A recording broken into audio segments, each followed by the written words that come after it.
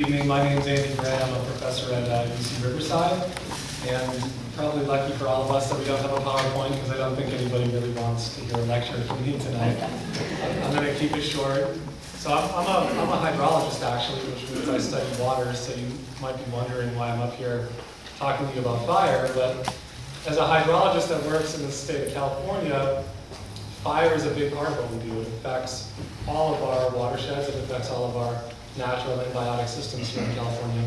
And so a lot of the work that my group focuses on really has to do with downstream impacts from wildfire, mostly oriented towards water quality and erosion, so debris flows.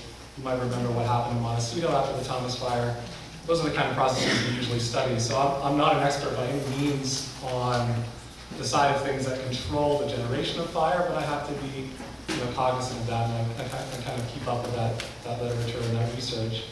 And so I just wanted to give you a little bit of a primer on where the state of the science is right now for California and what people are thinking about looking forward. And I'll keep it really brief and we can move on if you want to talk more about that. I think I'll be sitting on the fire side of it.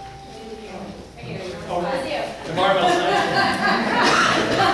Is that just for me? So, essentially, all of the natural systems within California burn. They all burn eventually. It's just a matter of how often, how extensive, and with what intensity. And sort of, I guess you could say, luckily for us, we live in a highly urbanized part of Southern California. So we've actually removed a lot of vegetation around here, and we've chopped it up essentially, and decreased the connectivity so we don't have the large patches of grasslands and shrublands that we normally would have had here, which actually decreases our risk of being overcome by a really large fire that could pose an even higher threat to our infrastructure and lives. But on the other side, particularly those of us, and myself included, that live at what we call the wild and urban interface, where we're right up against the remnants of brushlands and shrublands in the state. We're very much exposed to wildfire hazards, and we're exposed to the kinds of vegetation that burn very frequently. So it's not like a big stand of pine trees where if a fire ripped through and it decreases the fuel load, you may not have another fire for 10, 20, 40, 50 years. We're right up against vegetation that can burn every year, as all of you know, right?